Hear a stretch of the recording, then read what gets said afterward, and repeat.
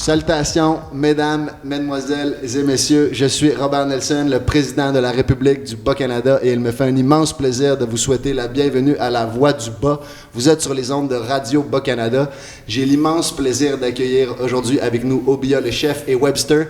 Et comme d'habitude, j'ai mon fidèle copilote Sam ici à ma gauche.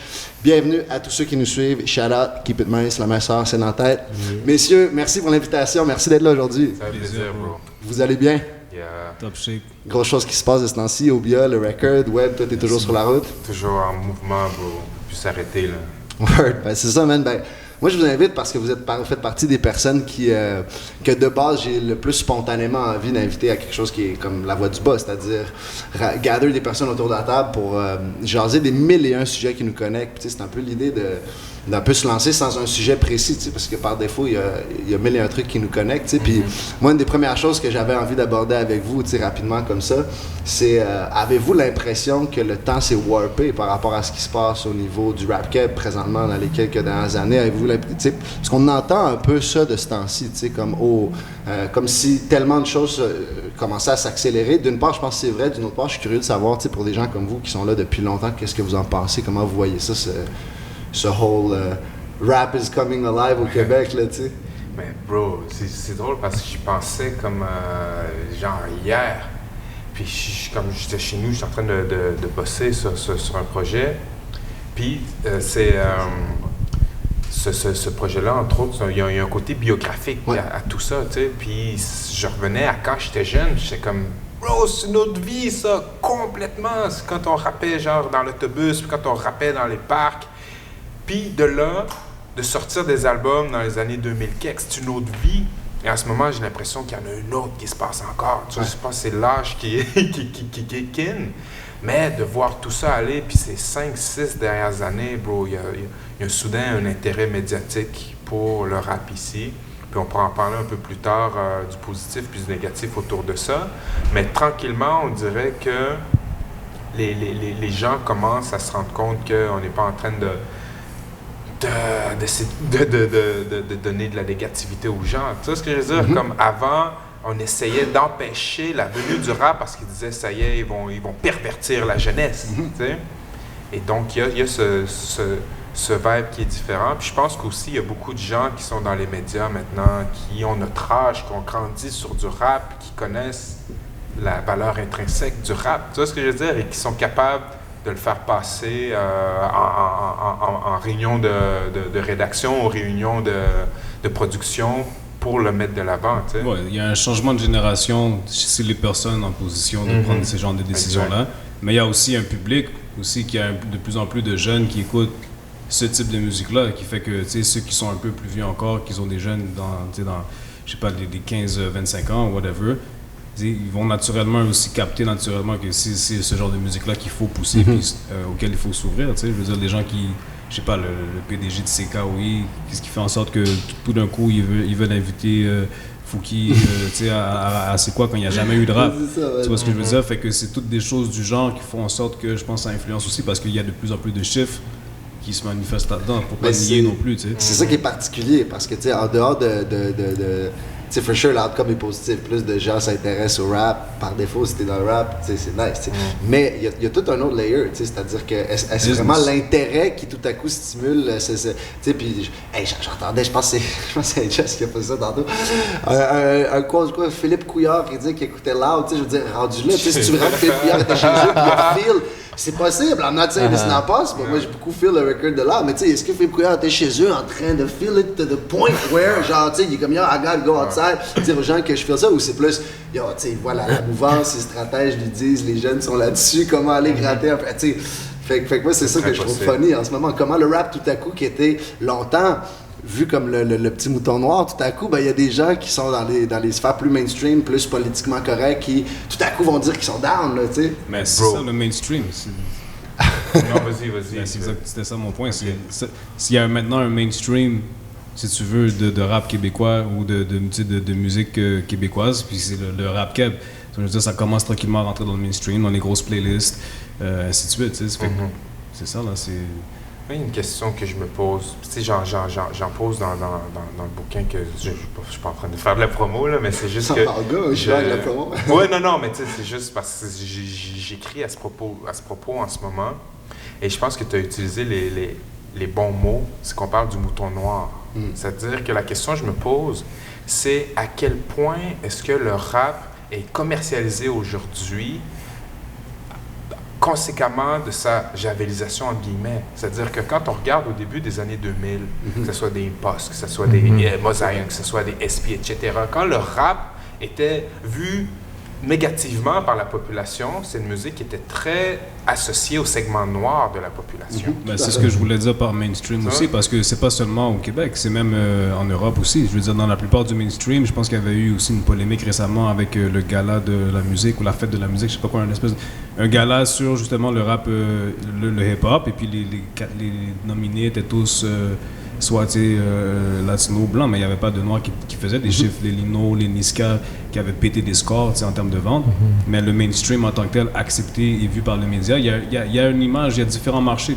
Comme pour ici, il y a un marché pour le street rap, où les gens vont avoir, tu parlais tantôt de parler de négativité, quelqu'un qui parle de rue, de crime, que ce soit genre en référence ou bien en termes de son vécu, ça va être perçu automatiquement comme étant, c'est du street rap, puis ça a une connotation négative encore aujourd'hui, sauf que ça n'a pas plus d'attention nécessairement des médias en tant que tel. Fait que c'est vraiment plus le mainstream, puis je pense, pour des facteurs dont on peut discuter, c'est les gens qui font du mainstream viennent peut-être, ne viennent pas des communautés culturelles, tu comprends ce que je veux dire? Fait qu'il faut aller voir aussi qu'est-ce qu'il y en a.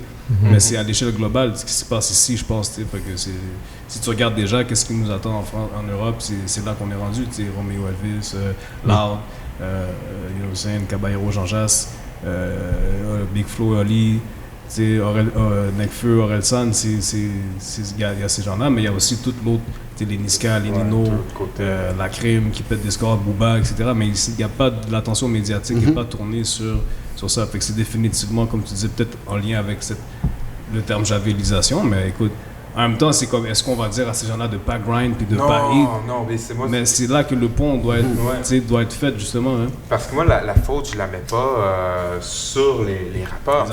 Admettons, on prend La Claire Ensemble, bro.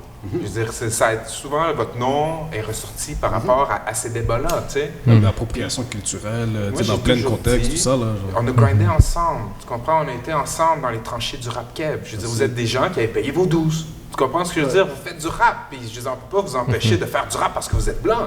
C'est pas ça la question. La question, c'est les gens au-dessus qui décident de pousser une certaine partie, disons, de la population à laquelle ils se sentent plus... Ils s'identifient, simplement. Exact. Il y a tout cet aspect identitaire-là de rap, peu importe où qu'on soit. C'est pour ça que quand Eminem est sorti, je pense, ça a ouvert des portes beaucoup à l'industrie de la musique aux States, parce que tout d'un coup, tu avais beaucoup des gens qui étaient, traditionnellement, vu que c'est un rap, c'est une musique qui vient des milieux défavorisés, tu avais plus de noirs, latinos qui écoutaient cette musique-là, mais les blancs, tranquillement, ont commencé à en écouter aussi, gangster rap, etc. Mais quand Eminem est venu, il y avait cette carte identitaire-là qui avait, genre, une espèce de reconnaissance. Fait que je pense que c'est là que plus de gens ont été à l'aise de dire « Ouais, j'écoute du rap », puis ils sont ouverts à d'autres rap. Fait que, if anything, le fait que moi j'aimerais voir avec ça, c'est que justement ça ouvre des portes pour le fait que Loud soit un des premiers qui perce ou à la claire, whatever. Après, les autres après peuvent être OK, mais après ça dépend comment.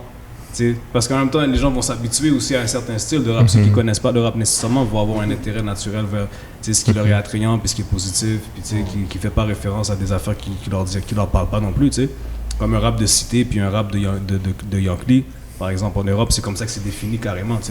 Quelqu'un qui va parler de street, etc., c'est un rap de rue, un rap de cité. Puis quelqu'un qui va parler de trucs comme la vie est belle, de plus genre métaphorique, poétique, qui n'a pas de connotation street. C'est du rap de client, c'est du rap de consommateur. Mais la perception est comme fucked. Puis, vous autres, dans la manière dont vous approchez votre rap, est-ce que vous devez changer votre style dans cette nouvelle écosystème du rap, changer les thèmes, être moins street, être plus justement dans le mainstream, puis... aborder le paradigme comme blanc ou noir, si on veut, si on veut rap de cité versus rap de client, ben, c'est un peu revenir à la notion du pop versus doing it straight pour je sais pas, la méthode traditionnelle ou la méthode que tu feels juste de base. Mais ouais, clairement. Mais ce qui est fucked up aussi, c'est que dans les lyrics des rappers, c'est pas la vie est belle, c'est souvent le rap de parvenu, tu sais, dans le sens que on a fait de l'argent avec du rap, puis c'est notre nouvelle vie, c'est comme auto-référentiel, là, ça c'est vraiment... Je pense que c'est vraiment une question de marché, man. C'est comme, il y a un marché pour certains types de musique. Puis autant qu'il y a quelqu'un qui va écouter, tu sais, c'est généralement quelqu'un qui va écouter à la claire, Loud, Fouki, Corias, va pas nécessairement écouter Enima, Lost, Easy S, White Beat, tu sais. Fait que je pense qu'il y en a pour tous les goûts. Puis après, qu'est-ce qui se fait pousser de l'avant, man, c'est sûr que ça va pas être le gangster shit, là. Mais tu sais, il y a ça oui dépend. et non, ça Oui et dépend. non, Ça c'est dépend vrai. parce qu'encore une vrai, fois, le meilleur vendeur, grosso modo, en France, ça reste Booba, tu sais, qui fait straight up du gangster rap, tu sais. Mais pas ici. Mais pas ici, évidemment. Mais tu sais, c'est ça. Mais il y a différents layers à ce qu'on parle là qui s'entrecroisent, à mon avis, parce que, genre, tu sais, tu as tout le côté, évidemment, de la question raciale, de la question identitaire, tu sais, qui est présente autant dans les marchés du rap américain, dans les marchés du rap européen ici. Puis, il y a clairement, selon moi, une observation qui est juste, c'est-à-dire que, genre, définitivement, beaucoup de médias puis beaucoup d'institutions culturelles.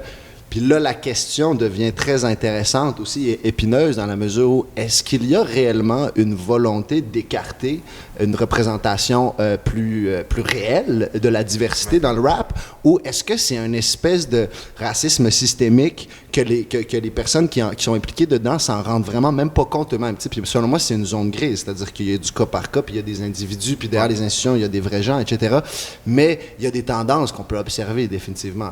Puis on s'entend, on est en Amérique du Nord, on a les structures de pouvoir qu'on a actuellement. C'est pas surprenant de voir que que les choses se passent un peu à l'ancienne, si tu vois ce que je veux dire. Sauf que il y a ça, mais il y a aussi l'aspect du contenu socio-économique des rap, des différentes, si on veut, de façons de rapper, etc. Parce que si on revient à Eminem, par exemple, tu sais, Eminem, c'est quand même quelqu'un qui, d'un point de vue de sa classe socio-économique, il provient quand même d'un milieu défavorisé. Puis il y a certains éléments de son narratif qui cadraient quand même avec des éléments plus traditionnels du rap.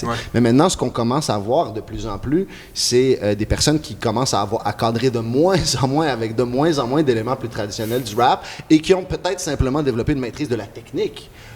Puis bon, c'est subjectif s'ils l'ont-tu vraiment maîtrisé ou pas, whatever, ça, chacun sur ses goûts, mais c'est comme un peu cette maîtrise-là de la technique qui font en sorte que ces gens se lancent à faire tout simplement dans leur tête de la musique, puis peut-être que tout le sous-texte est ignoré, tu sais, tout. Ouais. Mais c'est correct aussi, mais il y a beaucoup d'implications. Mais tout à fait, tu sais, pour rebondir sur ce que tu disais, je pense que d'un côté, à un moment donné, c'est comme si les gens, décideurs XY, ici, dans l'univers culturel, tout d'un coup, il n'y avait plus peur du rap.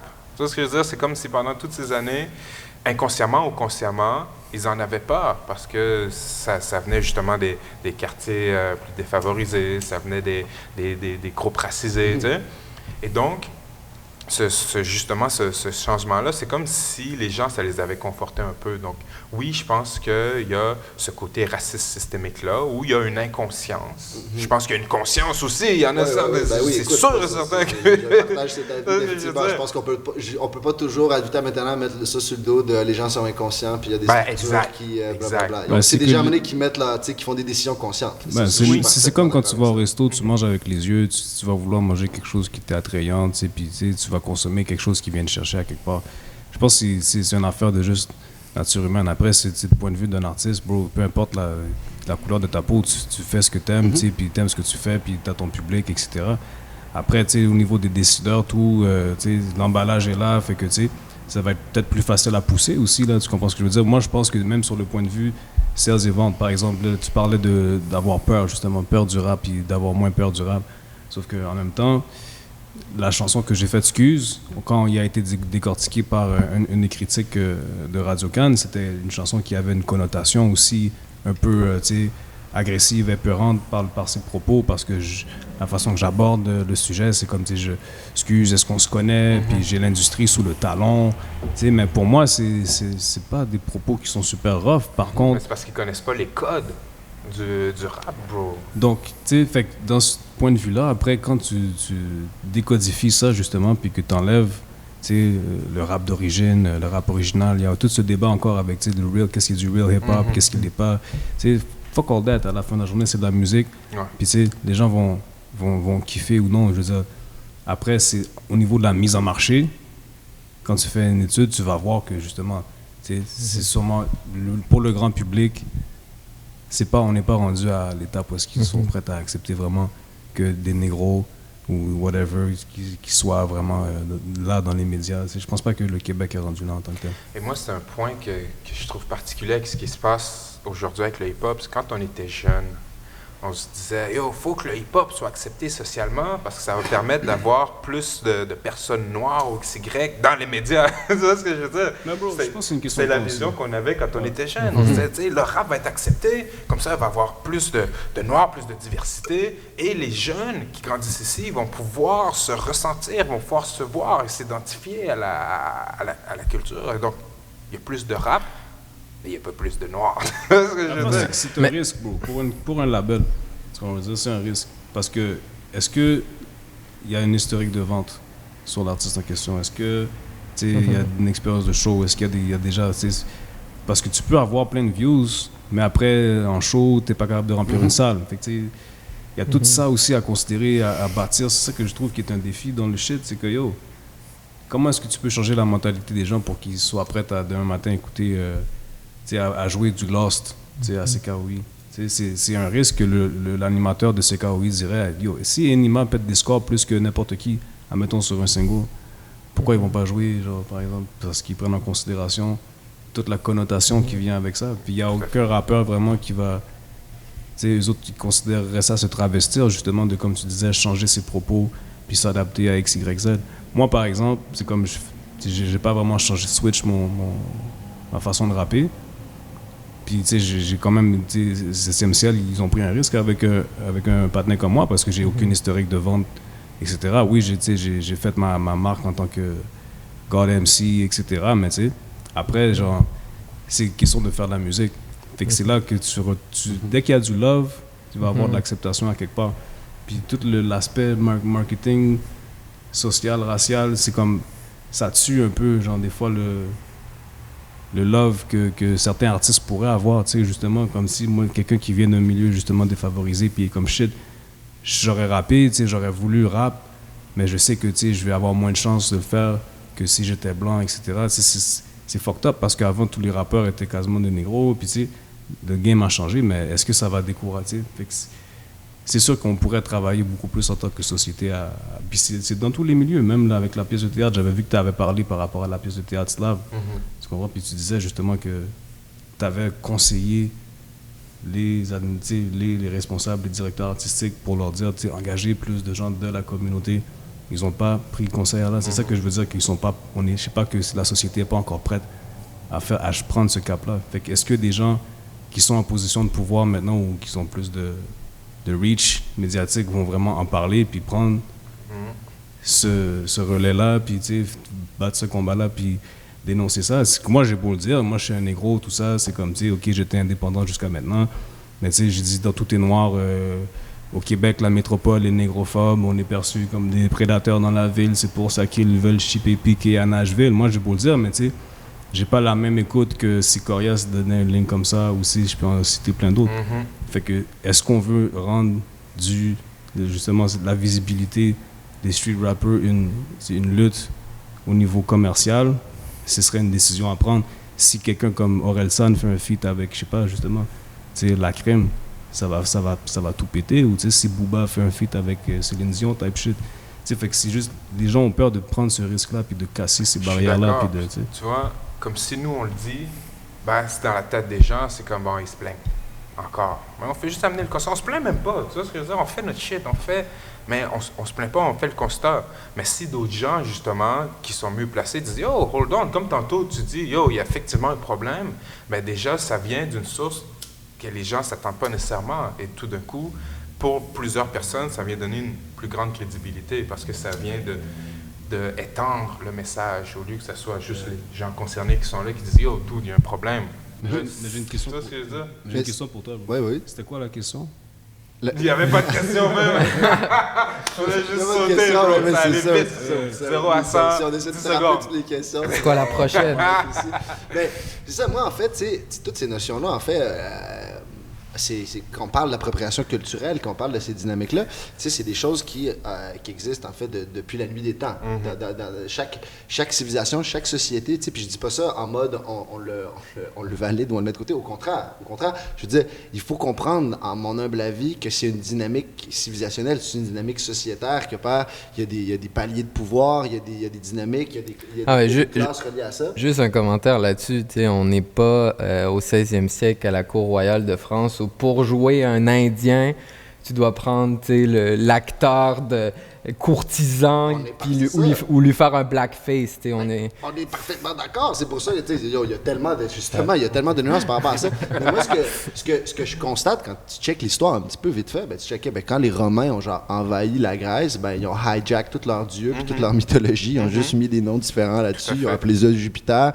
Tu vois, etc. Tu sais, les Américains aujourd'hui, qu'est-ce qu'ils ont à voir avec les Grecs, man? Tu vois, ils ont le Parti démocrate, le Parti républicain, leur Maison-Blanche, ça a l'air d'un temple gréco-romain, etc. Chaque société est en train de hijack la dernière, qu'elle a soit réussi à vaincre économiquement ou à vaincre culturellement. Tu sais, des fois, il y a des sociétés de vainqueurs vaincus, tu sais. Par exemple, tu sais, comment, bon, les fameuses invasions barbares ont finalement fini par plus se romaniser en faisant s'effondre l'Empire romain. Mais ce que moi, j'observe dans tout ça, puis à un moment donné, c'est que, ben, à partir du moment où des classes traditionnellement plus en pouvoir dans une société voient un phénomène comme non pas un ennemi ou comme une menace au statu quo, mais tout à coup, nouvellement, comme un outil pour renforcer le statu quo, ou tout simplement pour opérer au jour le jour sans être en conflit ou sans être en situation, si on veut, de dissonance cognitive culturelle, ben, il commence à le faire. T'sais.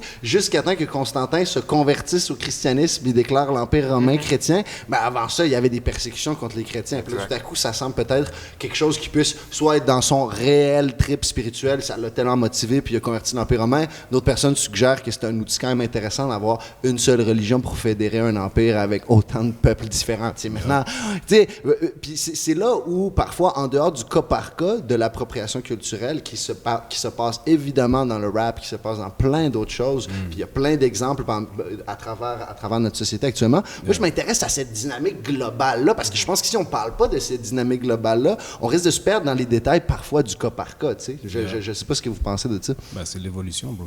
C'est la façon que c'est. Je veux dire, si tu regardes la plus ancienne des civilisations, comme tu disais, avant le déluge, après, ainsi de suite, c'est une façon de survie puis de transmission, tu sais.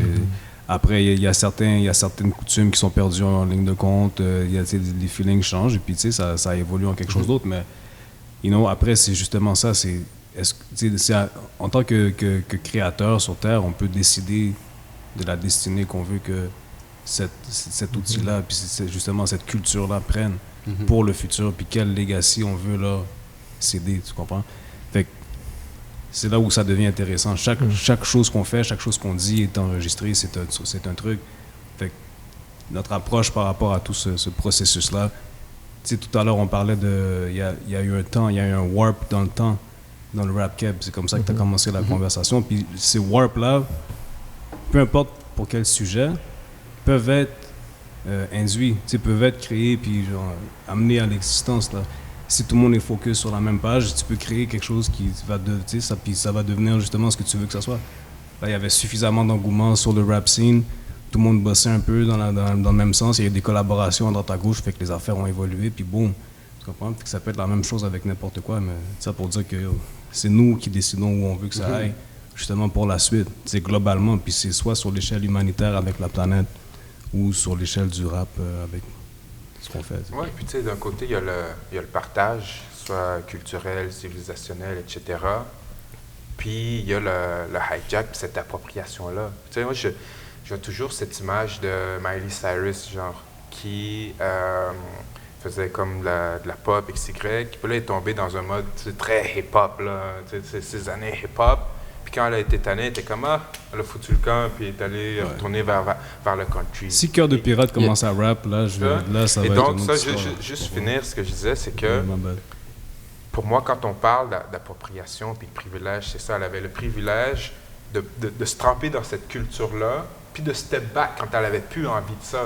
Mais tu sais, après ça, toi, tu sors avec ton hoodie dehors, ça va te faire coller, bro. Tu vois ce que je veux dire? Comme on vit avec ces stigmates-là que le rap, le choix de vie qu'on a fait de faire du rap, du hip-hop, tu sais, je parle de on. Tu vois ce que je veux dire, tu sais? Que quelqu'un qui vient juste, qui décide de se tremper le pied dedans puis de ressortir, ne vit pas la négativité qui peut venir avec le fait, admettons, d'être dans le milieu hip-hop. Tu comprends ce que je veux dire? Et pour moi, ça, c'est de l'appropriation où est-ce que tu as le choix de le prendre ou pas le prendre, puis tu prends juste ce que tu trouves bénéfique, ce que tu trouves positif, mais tu prends pas le poids qui vient avec, tu sais. Mais y a-t-il quelqu'un qui fait ça au Québec en ce moment? Non, pas de ce que je vois. Y a-tu des débats comme ça sur l'appropriation culturelle dans les autres disciplines du hip-hop? Tu sais, quand je pense au graffiti, au breakdance, tu sais, les Coréens, c'est rendu les meilleurs breakers au monde. Est-ce que les gens vont dire, hey, ça c'est un hijack? Puis sur le rap, tu sais, la forme musicale du rap et du trap est devenue la forme musicale dominante là, qu'on entend sur les radios. Puis on pourrait même dire, est-ce qu'il y a ces débats-là sur le rock, le jazz, tu sais, tout ce que la culture noire a fait émerger en Amérique en termes musicaux? Est-ce que c'est de l'appropriation culturelle? Ben, quelque part, oui, dans le sens que le rock vient des populations noires, bro, puis c'est devenu populaire aux États-Unis quand c'est les Elvis, etc., qui l'ont chopé, tu sais. Et ça a pris du temps avant que les communautés noires puissent banquer sur le... je pense que dans 5 ans, whatever, ça risque de changer peut-être. Hein. Ben, tu sais, pour ce qui est du rap en tant que tel, tu sais, moi, je trouve important de clarifier, c'est que en termes de communauté hip-hop, nous sommes une communauté hip-hop. C'est-à-dire blanc, noir, quoi que ce soit. Moi, ce que je dis toujours, c'est que oui, je pense que médiatiquement, il y a plus de lumière qui est mise sur certains artistes. Bon, fine. Mais au-delà de ça, on est cette communauté-là. Puis on ride ensemble depuis, comme j'ai dit. Je veux dire que ce soit des Alaclaire, que ce soit des Corias, quoi que ce soit. C'est des collègues, bro. On est ensemble depuis way fucking back. Tu vois ce que je veux dire? Et ça, c'est important aussi de le souligner. De ne pas laisser justement ces questions nous diviser en tant que communauté. Mais c'est sûr qu'on doit en parler. Je pense qu'il faut en parler. Il faut en parler dans l'espace public aussi. Les gens qui ne sont pas familiers avec l'univers hip-hop aussi, il faut qu'on amène la question sur la table, mais ça ne doit pas en devenir la question qui détermine notre communauté ou nos communautés hip-hop. Parce qu'il y a différents vibes, mais nous sommes un tout pareil, là, tu sais. Ben, tout à fait. Puis, tu sais, c'est que quand tu... Tu sais, moi, je m'intéresse à la limite d'un point de vue théorique quand même. Tu sais, qu'est-ce que ça va vraiment donner de la tracer? Est-ce que c'est possible de la tracer? Je sais pas trop. Mais quelle est la limite entre appropriation culturelle, je me pose la question, et, mettons, je sais pas, être inspiré de façon, tu sais, comme juste positive par quelque chose que tu as vu, qui vient d'ailleurs, ou qui vient d'ailleurs, mais qui est comme chez vous, whatever. Quelque chose qui est pas... je me pose cette question-là, tu sais, parce que, mettons, moi, je pars de mon cas spécifique. Tu sais, moi, je suis un fils d'immigrants bosniaques, donc je suis un blanc de descendants musulmans pendant 300 ans des deux côtés de ma famille, de deux parents non pratiquants qui ont grandi dans un régime communiste yougoslave, qui ont émigré en Amérique du Nord ici. Ils ont un rapport avec l'islam qui est similaire à celui que les baby-boomers québécois ont avec le catholicisme. C'est-à-dire que, bon, c'est traditionnel. C'est traditionnel, you know, ça va organiser les repas, des festivités, des affaires comme ça, tu sais. Mais il y a ça d'une part. Mais moi, je suis né au Québec, tu sais, mon brain work en français. Mais tu sais, chez moi, tu viens à un souper de famille, on parle français, anglais, bosniaque, les trois en dedans de 30 secondes, tout le long de la soirée, tu sais. Puis... I've never felt comme, je sais pas comment dire, j'aurais quasiment un sentiment plus grand d'appropriation culturelle à me mettre à faire de la musique traditionnelle bosniaque qu'à faire du rap, you know what I'm saying? Dans le sens que genre, tu sais, j'ai commencé à écouter du rap à 12 ans, j'ai rien que fait ça à partir d'un certain âge, puis tu sais, c'est sûr que moi, mettons, dans cette position-là, je fit pas neatly dans aucune case à cause de ce setup-là, tu sais.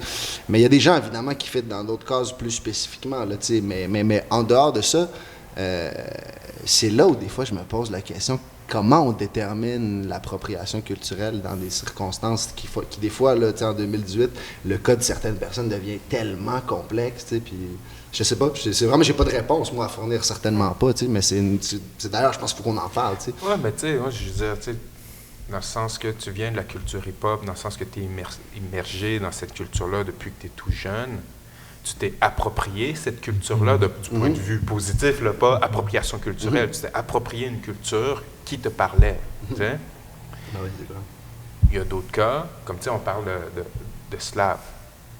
Pour moi, ça, c'est un cas d'appropriation culturelle où c'est Dude, à un moment donné, qui a dit on va faire une pièce à propos des chants d'esclaves. On les met en scène, mais 2 personnes noires sur 7 sont noirs et toutes les autres sont blancs à jouer des esclaves. Où est-ce qu'on déracialise l'esclavage, qui est une entreprise raciste? Donc là, pour moi, oui, il y a un problème d'appropriation. Où est-ce qu'on trouvait bien intéressant tout ça? On a dit, on va faire un show là-dessus, sans nécessairement prendre en compte les douleurs et les sensibilités qui tournent autour de cette pan d'histoire-là, qui est un des plus grands génocides de l'histoire de l'humanité. Tout à fait. Et même si on va aller dans le cas plus précis, on prend Betty Bonifaci qui chante les chants d'esclaves. Moi, pour ma part, je parle à mon point de vue personnel, j'ai pas de problème à ce qu'elle chante ces chants-là en concert. Moi, je l'ai vu, je trouve ça good.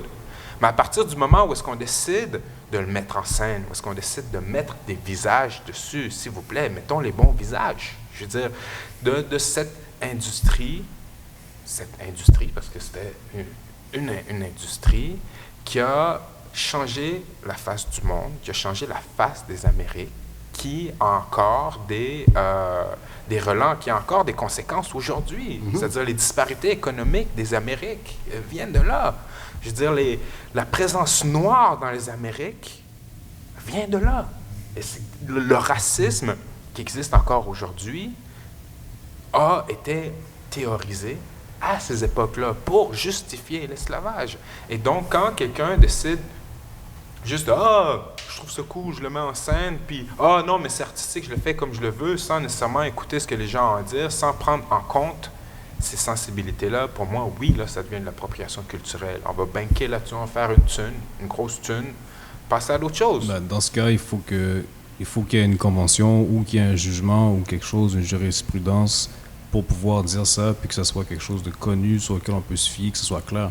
Parce qu'entre-temps, tant que c'est ambigu, comme disait, c'est une zone grise, ça va toujours créer des conflits, puis des débats, puis des choses qui, justement, pourraient être évitées s'il y avait des normes établies, puis qu'il y avait un consensus, une commission qui allait avoir, là, je sais pas, tu sais. Si on veut des normes de représentativité adéquates, admettons, dans des... Sûrement, et je suis sûr qu'il y a des statistiques, puis des trucs qui peuvent être faits pour régler tout ce problème-là. Le Conseil des arts du Canada le fait. Okay. C'est-à-dire que Dude, pour Canada, ils lui ont refusé des subventions parce qu'il n'y avait aucun Autochtone d'impliqué dans ce processus-là. Eux, ils étaient comme « Yo, Dude, tu veux parler de l'histoire des Autochtones, mais t'en as aucun dans ton shit, c'est problématique. Tu sais?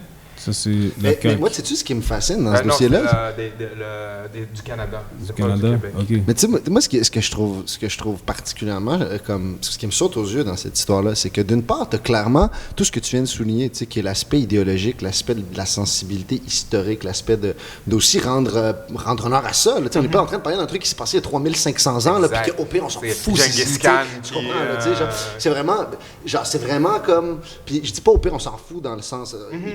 comprenez-moi bien, je veux dire, dans le sens que si on était en train de mettre en scène une guerre qui avait eu lieu il y a littéralement 3500 ans, je pense que les sensibilités des gens ne seraient pas les mêmes qu'aujourd'hui. Fait que tu as ça d'une part, qui est tout à fait, ça saute aux yeux qu'il faut que tu fasses attention à ça, que tu réfléchisses à ça. Mais là, d'un autre côté, tu as aussi tout l'aspect juste logistique. Je veux dire, me semble que c'est juste straight up plus simple, à quelque part, peu importe ce que t'en penses, de faire jouer des comédiens noirs si tes personnages sont noirs. Tu sais, genre, fait en dehors de ça, c'est comme moi, c'est ça que je fais, genre, OK, ben... Est-ce que c'est la même chose pour le hip-hop, par exemple? T'sais? Ben, dans le sens que est-ce qu'on a un comédien qui joue un rôle quand tu sais dans mettons à un moment où ça devient un produit et puis que tu sais je sais pas s'ils vont commencer à créer des clones de rappeurs pour justement vendre.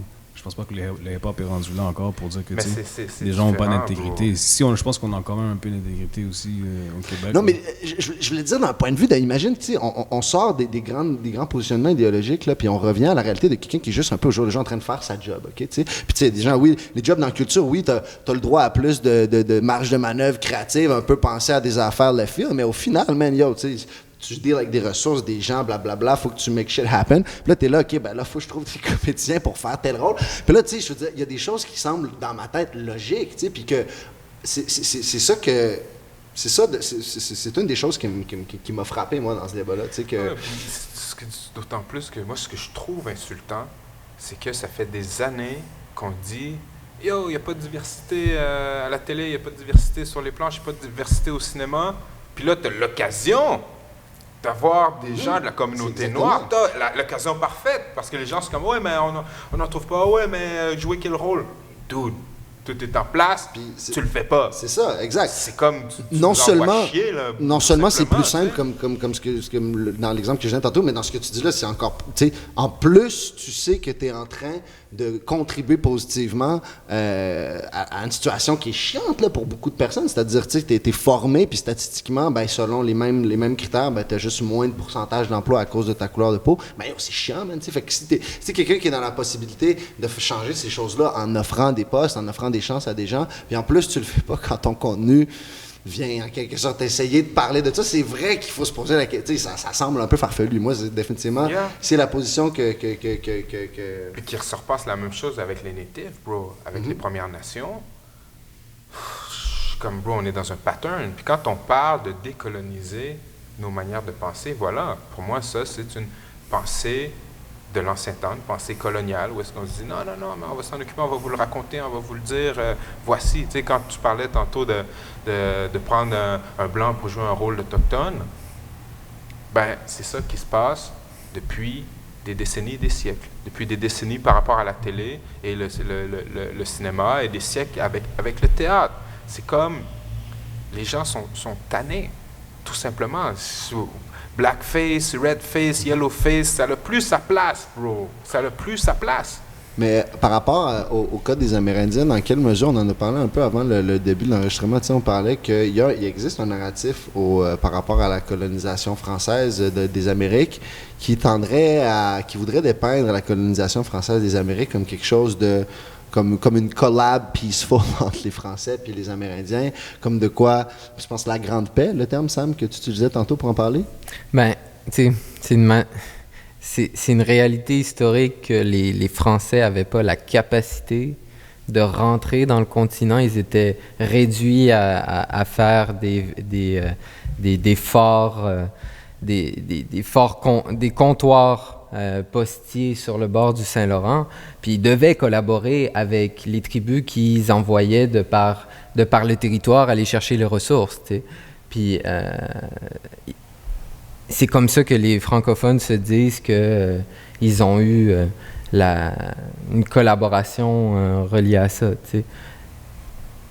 Mais c'est ça, tu sais, je veux dire, fait que moi, ce que j'ai remarqué, c'est que on tente parfois de... Tu sais, puis moi, je suis pas un féru de tous les détails historiques, là, mais tu sais, je pense certainement pas que c'est adéquat de représenter la colonisation comme quelque chose de juste peaceful, puis que, tu sais, qui s'est déroulé chill, puis que c'est juste à cause de l'arrivée des Britanniques que tout à coup, tout a foiré. Tu sais, c'est vraiment comme, tu sais, moi, il y a des problèmes partout dans ce narratif-là.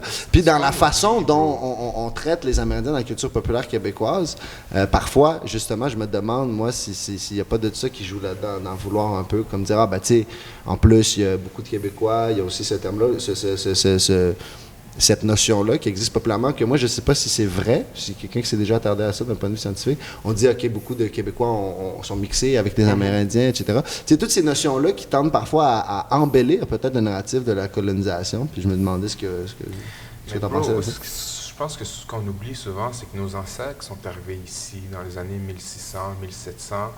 Mais c'est des gens des années 1600, 1700, les mêmes qui partaient dans les Antilles, qu'ils soient français, qu'ils soient britanniques, qu'ils soient espagnols, qu'ils soient portugais. C'est une entreprise européenne de colonisation des Amériques. Et je veux dire, il n'y a pas de positivité là-dedans. C'est ça. Moi, c'est toujours comme... Moi, je suis un real politic type of person, au sens où pour moi, la colonisation, c'est clair que, je veux dire, il y a pas de... On n'est pas en train... évidemment, les civilisations opèrent, si on veut, le camouflage de cette entreprise-là en quelque chose de noble, comme un peu aujourd'hui, on est comme en train de dire, pour votre bien-être, on vous balance des bombes, mais vous savez, ça va être bon pour la démocratie éventuellement, etc. C'est un peu le même principe, là, de genre, oui, on est en train de prendre tout ce que vous savez, mais grâce à nous, vous avez maintenant accès à Jesus Christ. Là, on discutait un peu plus tôt, justement, avant de commencer, on parlait de Christophe Colomb. Tu vois, que d'où c'est un génocidaire, là. C'est comme il coupait les oreilles des gens, coupait le nez des gens, coupait les langues, il ramenait des centaines d'Autochtones, il ramenait en Espagne pour les vendre en tant qu'esclaves. Et ce sont des gens qui, encore aujourd'hui, sont considérés comme des héros. On les considère comme des héros. On fête des colons, des Cortés, des Pizarro. Mais ce sont des génocidaires. Mais il n'y a pas de statut de Hitler ou de statut d'autres personnes qui étaient actes des génocides au Rwanda ou ainsi de suite, tu comprends? Ouais. Il y a une question d'intérêt aussi là-dedans. Mais bien sûr, bro, parce qu'ils ont fait avancer, je veux dire, la civilisation occidentale ou européenne à cette époque-là. Et encore une fois, on se retrouve dans une espèce de hiérarchisation. C'est-à-dire que valait... Excusez-moi de le dire, mais que valait la vie d'un Autochtone dans le temps versus la vie d'un Européen? Je veux dire, c'est vraiment ça. Les gens ont marché dessus, c'est comme, c'est les Premières Nations, tu sais. Et donc, malheureusement, je pense qu'on s'inscrit, nos sociétés, encore dans cette dynamique de hiérarchisation. Et je vais vous donner un exemple, dans le sens que, à chaque fois qu'il y a un truc qui se passe ici, en termes raciaux, tu vois, admettons, des membres de la communauté noire disent, regarde le code slave, admettons, ou d'autres choses sont arrivées récemment. Tu sais, quand Doud disait, il avait envie de caca, il disait c'était un Grégory Charles. Quand il y avait les trucs de blackface au bye-bye. Les membres de la communauté noire disent, yo, c'est fucked up ça, on n'est pas down avec ça. Puis les gens viennent, ils disent, non, mais vous comprenez pas. Non, mais c'est pas ça qu'il veut dire. C'est comme si on veut mettre dans la tête des gens comment est-ce qu'ils devraient se sentir, comment est-ce qu'ils devraient penser. Tu vois ce que je veux dire? C'est comme si le système de ressenti n'est pas le même. C'est comme s'il y a une hiérarchisation du ressenti. C'est comme, non, mais ce que tu ressens, c'est pas ça que tu devrais ressentir. C'est comme, bro, il y a un problème. Ça, c'est à plus... Écoute, at the bottom line, c'est que notre perception du monde, selon où est-ce qu'on est né ou notre famille, va être influencée par des pouvoirs qui sont en force avant qu'on soit né, tu comprends? Fait qu'il y a des affaires beaucoup plus... Les tentacules sont beaucoup plus profondes et deep que on puisse le penser, là. Au niveau de tous les aspects de notre perception, que ce soit une fille, tu te fais dire comment penser, comment agir, que tu sois un homme dans la trentaine, etc., ainsi de suite. Fait que, tu sais... Après, c'est bro, notre identité en tant qu'être humain sur la Terre globale, genre comme, tu sais... Si on pense en termes juste de survie, ce qui devrait tous nous préoccuper, c'est, tu sais, OK, beyond, tu sais, quand on est rendu à survivre, là, c'est encore lisse la couleur de ta peau, là, bro. C'est comme, puis, tu sais, les gens sont tellement dans le déni par rapport à plein de choses parce qu'ils ont une perception autre qui a été soit, tu sais, conditionnée pour être ainsi ou qui est juste un facteur de leur environnement dans lequel ils ont été placés. Fait que, à la fin de la journée, bro, c'est comme, c'est des débats qui sont, tu sais, des micro-débats, puis ainsi de suite, mais que, tu sais, qui devraient même pas être vraiment nécessairement... C'est pas des choses qui sont essentielles à notre survie ou à notre amélioration. Mais oui, c'est sûr qu'en termes, sur le point de vue culturel, c'est important d'avoir ça, puis ce partage, cette ouverture-là. Je pense qu'il faut avoir... Sauf que je pense que c'est seulement des éléments comme une crise ou, tu sais, une panique quelconque qui va faire en sorte qu'on va vraiment... C'est là qu'il va vraiment avoir la division entre ceux qui se rallient puis ceux qui... En tout cas, bref. Ouais, comme tu dis, il faut avoir ce débat-là, tu sais, puis... Au Québec, on dirait qu'on l'a pas. On dirait qu'il n'y a pas qu'on est cette relax. tension raciale, tu sais, par rapport à la question des Autochtones. Tu parlais de la Grande Paix, tu sais, on a fait les traités avec les cris de la baie James, on a comme des relations consensuelles. On a l'impression que les relations conflictuelles avec les Autochtones, c'est dans l'Ouest, tu sais, les pipelines, c'est l'Ouest, etc. Ici, on est un peuple accueillant de nos chaque immigrants. Chaque être humain est dans tu sais, le puis- déni, ok? Chaque être humain est dans le déni. Après, c'est juste une question du niveau de déni, puis sur quel sujet la personne est dans le Mhm. déni. Mais au Québec, comment est-ce que c'est un déni ou c'est vraiment que c'est plus accueillant, plus consensuel, une société plus ouverte sur Ben là, ces C'est parce minorités? qu'il y a deux choses dans tout ça, tu sais, par rapport à cette question-là, c'est que moi, des fois, j'entends des personnes, puis c'est drôle parce que c'est souvent de mes amis qui, comme moi, sont de parents immigrants qui vont dire cette chose-là. Ils vont dire, bro, man, oui, man, il y a du racisme au Québec, mais arrête de déconner, tu sais, chez nous au bled, tu sais comment il y en a tellement plus, là. Puis, tu sais, des fois, c'est des Bosniaques qui me disent ça, des fois, c'est des amis arabes qui me disent ça, des fois, c'est des amis noirs, moi, qui me disent ça. Fait que, tu sais, c'est comme, genre, je sais que par rapport à la Bosnie, par exemple, je sais que c'est vrai, man, tu sais, il y a des gens qui sont extrêmement racistes en Bosnie à cause de tout ce qui s'est passé là-bas, puis pas juste par rapport à des gens qui ont été impliqués dans la guerre des Balkans. Je pense que niveau couleur de peau, etc., je sais pas, je pense pas que nécessairement en Bosnie, ça scorerait mieux qu'à bien d'autres endroits en Occident, mieux qu'ici, je le sais pas. Fait que là, t'as ça d'une part, que des gens, des fois, disent ça, puis là, bon, est-ce que c'est une façon de se déculpabiliser, de dépeindre une société, bon, quand on se compare, on se console, blablabla. Il y a toute cette notion-là. Puis là, d'un autre côté, t'as complètement, t'as des preuves, t'as des données à l'appui, t'as des trucs aussi qui sautent aux yeux, tu sais, tu peux être dans le déni, comme on disait, mais tu sais, le racisme systémique, c'est une réalité, tu peux pas tourner la page sur 500 ans d'histoire en dedans de 50 ans, genre, tu sais, puis ça s'applique à plein de choses, ça s'applique aux Amérindiens, ça s'applique à l'histoire des Noirs, ça s'applique aux femmes, ça s'applique à mille et un l'eau, à trucs. l'environnement, Exact, à tous ces les trucs-là. affaires. Puis il y a des éléments qui se rajoutent à la liste every day, tu sais, si on veut, d'une certaine façon.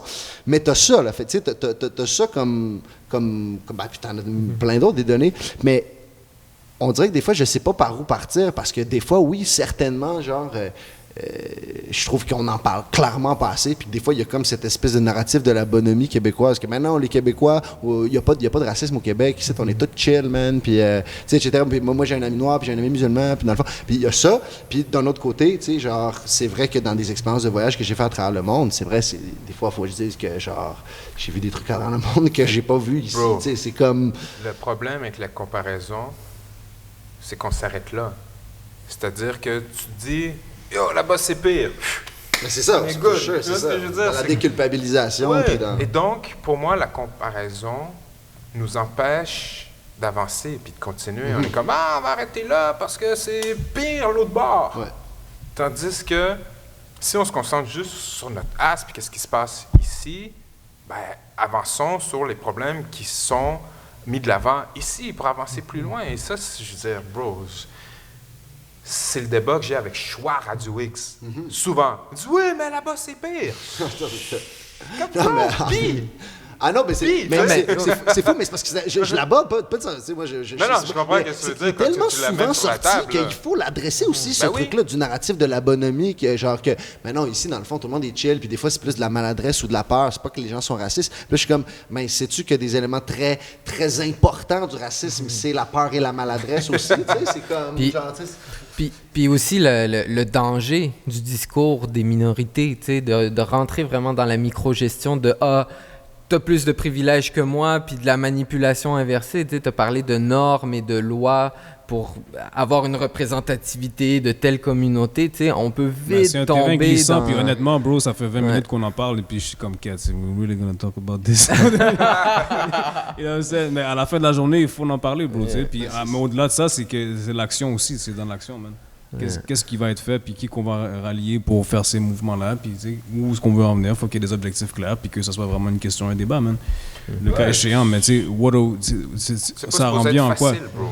Je veux dire, that's life. C'est la Mais moi, meilleure je pense que, tu société, sais, c'est pas moi, quelqu'un supposé comme être moi, facile, tu sais. dans le côté pratique, c'est comme j'utilise ça comme un tremplin. C'est comme fuck it. Tu sais, comme là, il y a un boom qui se passe sur le hype, un intérêt. C'est comme moi, je vais essayer de tout manger là-dedans. oui, on puis push. Fuck it. That's Tu what vois, it je vais is, faire ce que je bro. peux, Mais puis oui. c'est ça, là. Mais c'est On ça push, qu'il faut, bro. c'est des role models comme ça qui sont dans l'action, mais en même temps, je me rappelle plus que... mais c'est ça, ces role models-là, il faut que la communauté travaille pour elle-même. Puis on dirait que, justement, dans la transformation du rap, moi, je suis un pur produit du rap, tu sais, du rap conscient, du rap revendicateur d'une certaine manière, qui m'a montré une voie de contestation, un langage qui m'a appris la discipline, puis avoir un mental fort, puis comme ça m'a vraiment inspiré. Puis comment ces role models-là se sont transformés pour juste la joie du capitalisme, puis de ce que j'appelais le rap de parvenu, tu sais, ça fait... En tout cas, moi, je pense qu'il y a quand même, tu sais, de l'espoir ici au Québec, dans le sens que, je suis content, tu sais, ce vendredi, il y a Tizo et puis Corops qui vont être au Club Soda, tu sais, fait que ça, c'est une première dans le street, tu sais, je sais pas qui a déjà été l'autre bord, Lost aussi qui a fait des choses, tu sais, fait que les salles commencent à se remplir des deux côtés, ben, surtout plus, tu sais, du côté plus qui pop maintenant, mais même sur le street rap aussi, là, fait que je pense que c'est une question de temps avant que ça prenne de l'ampleur, tu sais, en parlant de ici, tu sais, pour ce point de vue-là. Après de ça, qu'est-ce que quelque chose va émerger qui va percer aussi ailleurs? T'as MB qui a fait un featuring avec Mr. V, tu sais, genre, des petites affaires comme ça qui donnent justement l'envie de continuer puis de, tu sais, justement pas se décourager puis de dire que les affaires, c'est ça. I mean, at the end of the day, puis push, bro. Puis on a la reconnaissance aussi en tant qu'artiste de nos compères, là, tu comprends ça? Mais je pense aussi que ce qu'on peut remarquer, c'est que de ce temps-ci, je le remarque comparativement avant, honnêtement. Tu vois, même là, sans nécessairement se dire qu'on se parlait de ça, si on se met à parler de rap au Québec, à rap un peu partout, c'est comme si ces sujets-là viennent plus rapidement sur la table. Je pense que c'est peut-être le reflet aussi de nos... Je sais pas, de où on en est collectivement, individuellement, à travers tout ça, mais il y a ce truc-là, en effet, que d'une part, il faut en parler... D'une part, il faut clairement en parler plus, tu sais. D'une part aussi, il faut se demander, tu sais, les gens continuent à faire leur truc au day-to-day, tu sais, puis il faut opérer, puis comme tu dis, le ramener dans l'action, tu sais, parce que genre, le danger, selon moi, avec toutes ces notions-là, c'est qu'au lieu d'obtenir des résultats positifs, puis que parfois des choses comme par rapport à tout ça, soit dans la mentalité du result-oriented action, des fois, ça peut aussi camper les gens dans des tranchées identitaires puis des guerres identitaires, si on veut. Puis je pense qu'il y a ça qui est un peu, en quelque sorte, en train de se passer, à mon humble avis, quand tu regardes la gauche en Amérique, tu sais, c'est-à-dire qu'il y a dans les discours, si on veut, public, particulièrement aux États-Unis, il y a vraiment la question raciale, la question identitaire est au forefront de la politique américaine. Puis autant dans les tensions sociales réelles, socio-économiques qu'on observe aux États-Unis puis qu'on peut observer à travers le Canada à certains endroits, autant tout ça, c'est complètement là, mais on est tellement en train de le traiter dans le cas des États-Unis comme un peu sursimplifié, mais de tellement grossièrement. Tu sais, c'est comme la société américaine, c'est Hispanics, Blacks, Whites and Asians, tu sais, puis c'est comme ça le frame de compréhension, par exemple. Pour ça, si on se ramasse avec des situations comme Trump à la présidence, ben t'as du monde qui se campe dans des tranchées assez quick par rapport à ces questions-là, puis moi, je m'intéresse à ça, tu sais, dans... C'est du diviser pour régner, c'est de la manipulation. Exactement. Tu sais, moi, ça fait un bout de temps, je le dis au sens où... Puis je dis pas ça pour invalider tous les questionnements vraiment importants qui peuvent avoir lieu sur l'identité, le multiculturalisme, toutes les revendications identitaires qui peuvent exister de part et d'autre du spectrum de la société, tu sais. Mais d'un point de vue, tu zoom out un peu de la chose, puis la gauche ou tous les gens qui se considèrent des gens marginalisés dans la société ont perdu un narratif centralisateur, ont perdu un dénominateur commun. Il est en train de se transformer dans l'étiquette très vague de personnes marginalisées, admettons, mais c'est une étiquette qui est un peu... Tout le monde peut, d'une façon ou d'une autre, peut-être se sentir marginalisé. Tu sais, mais admettons, si tu prends le dernier grand narratif, puis je ne dis pas qu'il faut revenir à ça, mais tu sais, le dernier grand narratif de la gauche qui a fonctionné, si on veut, All Workers Unite, etc., ben tu sais, you're a worker, you're not, d'une certaine façon. Là, il y a un framework, puis là, c'est comme si beaucoup de gens dans des situations qui sont, d'un point de vue zoom out, similaires, c'est-à-dire classe socio-économique défavorisée, la vie n'est pas facile, try to make ends meet dans la société néolibérale capitaliste. Puis, en plus de ça, tu as d'autres layers qui s'ajoutent. Évidemment, tu en as tout plein d'autres, dans le cas par cas des individus, mais genre, il y a ce core noyau-là, des fois, qui est plus abordé dans ces guerres d'identité, dans ces tranchées-là, je trouve. Puis c'est ça, des fois, je pense, qui peut... je sais pas comment dire, tu sais, qui bizarrement peut parfois... Je sais pas, prêter une... Mais je pense que c'est une dynamique en Occident qu'on retrouve beaucoup, c'est que il y a une plus grande affirmation. C'est-à-dire, on prend les femmes, on prend les LGBTQ, on prend les personnes racisées. C'est que les gens sont comme, yo, hold on, tu comprends, yo, on est là aussi, on veut avoir les mêmes privilèges, les mêmes droits, les mêmes accès, que ce soit boulot, économique, XY, culturel, mais il y a une affirmation de toutes parts par rapport à ce que tu dis, à cette fragmentation, entre guillemets, qui finalement se recoupent. Tu sais, quand les gens, je pense en sociologie, parlent d'intersectionnalité, ben voilà, ce sont des luttes qui se recoupent. Puis il y a juste, selon moi, une plus grande affirmation de ces luttes-là et de ces gens qui étaient considérés comme marginaux, mais qui sont peut-être pas that much marginaux, tu comprends? Dans le sens que si tu prends tous ces gens ensemble, est-ce que c'est encore marginal? Mais c'est ça ma question, c'est-à-dire que quand ton point d'unification, c'est un concept relativement abstrait comme le fait d'être marginalisé, tu sais. Moi, je pourrais dire je fume du buzz depuis longtemps, tu sais, depuis que j'ai 12 ans, je suis marginalisé parce que je fume du buzz, tu sais. Mais ben oui. si je mets ça, ben oui, for sure, I know. Mais si je mets ça sur le même pied d'égalité que mon ami qui est gay, par exemple, puis je suis comme, ben tu sais, toi aussi, je peux pas. Non, mais je sais, mais moi, je trouve qu'il y a des terrains glissants là, dans l'intersectionnalisme. Je pense qu'il y a comme des fois, c'est comme un peu, oui, man, genre, il y a des liens qui peuvent être faits, mais des fois, il y en a qui me semblent un peu comme, c'est le sentiment le fait de se sentir marginalisé qui peut regrouper des personnes. Puis en dehors d'un framework qui va donner peut-être une explication plus globale à pourquoi autant de personnes se sentent marginalisées, indépendamment de leur situation, unique, tu sais, j'ai l'impression que ça peut vite devenir un peu comme c'est quasiment comme si, de ce temps-ci, je vois une forme de... J'appellerais ça bizarrement le marketing de la marginalisation. Sort of cool d'avoir sa façon d'affirmer que tu es marginalisé. Individuellement, donc. Individuellement, exactement, individuellement, d'avoir ton propre petit turf, tu sais. Puis ça, je l'observe comme quelque chose que je sais pas ce que j'en pense, tu sais. Mais ouais, c'est des... Tu sais, jusqu'à quel point on divise en micro-identités, puis à quel point on se représente dans ben moi je fume du buzz, puis en plus il me manque une jambe, puis en plus tu sais comme, puis on fait des groupes additionnels de moins en moins d'une hiérarchie des privilèges, tu sais. Puis est-ce que c'est la bonne manière? Est-ce qu'on doit quémander à l'État une meilleure représentativité? Est-ce qu'on doit quémander une meilleure place aux places de Robert Lepage, tu sais, à des grands blancs qui font des spectacles où on doit s'organiser puis faire notre propre spectacle? Il faut aussi, mais il y a faut des qu'il y ait gens une qui sont en ouverture quand même, là. de pouvoir aussi, bro. Faut qu'il y ait une ouverture. Qui ont accès à la thune, qui ont accès à tout. Donc, l'ouverture est importante aussi. Je veux dire, on part pas tous de la même place.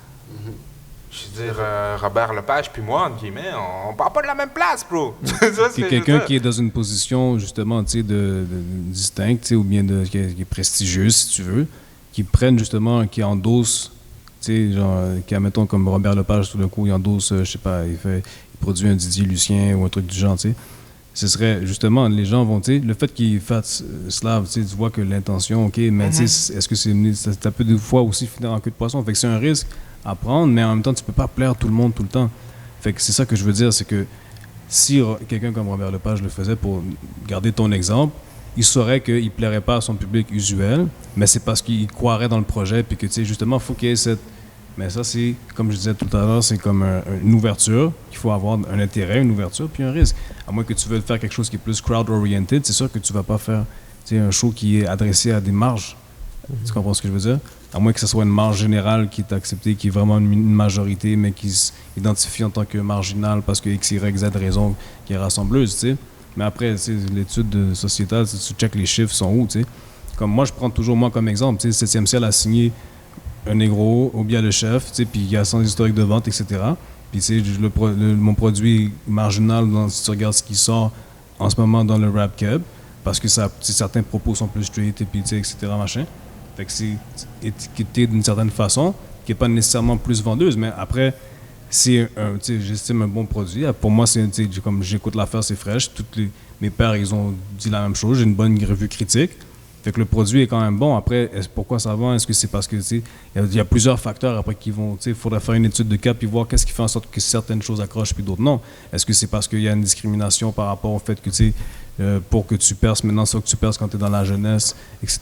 Ou est-ce que c'est parce que tu étais déjà actif depuis plusieurs années puis que tu as pop-off? Tu sais, quand à la claire à jump-off, vous avez pop-off en partant puis après ça, c'est continué en flush, tu comprends le dire? Ben, en fait, mais c'est ça. C'est que je te dirais que oui, mais non, dans la mesure où ça a été beaucoup plus lent que ce que les gens pensent. Là, dans le sens qu'on a eu l'attention médiatique de certaines personnes clés. Tu sais, puis dans le cas d'Ala Claire, d'un point de vue médiatique, il s'est définitivement passé quelque chose que je décrirais comme un top-down, triple down. C'est-à-dire qu'il y a des personnes qui définitivement étaient down avec la proposition, puis l'ont partagé, puis ont eu une influence sur d'autres personnes qui ensuite l'ont partagé. Mais il y a plusieurs trucs qui se sont amalgamés dans la classe. C'est-à-dire que, tu sais, quand on a sorti 4,99 le 23 juin 2010, on vendait des galettes à mitaine, on en a vendu 1000, tu sais. Puis c'est comme 4 mois plus tard qu'on les avait toutes vendues, qu'on l'a mis parce qu'on était comme, bon, on était comme tanné de faire des reprints. On s'est dit, on va juste genre le mettre sur Bandcamp. Puis là, quand on l'a mis sur Bandcamp, c'est vraiment ça qui a fait que... Puis dans notre cas, c'est le faire sans push, sans record label, ça l'a donné la motivation à certains journalistes d'en parler en mode, ben il y a réellement pas une team de relations de presse qui est en train de s'arranger pour que les différents journaux en parlent, etc. Ça est parti comme ça. C'est juste que, en effet, l'idée que ça peut donner aujourd'hui, tu sais, puis ma position là-dedans est particulière parce que moi, avant à la Claire, j'avais aucune présence sur la sphère culturelle. Personne ne savait j'étais qui. J'avais sorti rien non plus. Ça fait longtemps que je rappais, mais personne ne me connaissait d'un point de vue public. T'sais. Fait que moi, ce que ça m'a permis d'avoir comme point de vue, c'est de dire, OK, ben la nouvelle attention médiatique que j'ai sur moi dans ma vie, par exemple, elle n'est pas due à moi, c'est due à la Claire ensemble. T'sais. Puis, avec le temps, j'ai vu l'évolution de comment les médias traitent à la Claire ensemble. C'est quoi au début, les gens, à cause d'un featuring de Karma, puis aussi d'un truc d'un featuring de Manifest, ça a pris comme 1 an de temps avant que des mauvaises personnes soient citées dans le nom du band, puis que moi puis V-Looper, on commence à être nommés dans le band. T'sais. Fait il y a des aspects comme ça. Mais non, excuse-moi. Ce que je veux dire, c'est que c'est... Puis nous, on a roll sur un DIY basis 100% jusqu'en 2016 aussi. T'sais. Fait que c'est comme un peu... Je pense que maintenant que vous commencez à vraiment aller où est-ce que vous vouliez être, dans le fond. Vous commencez à arriver là. Ben, en fait, non. C'est plus qu'avant, ce qui arrivait, c'est qu'on a...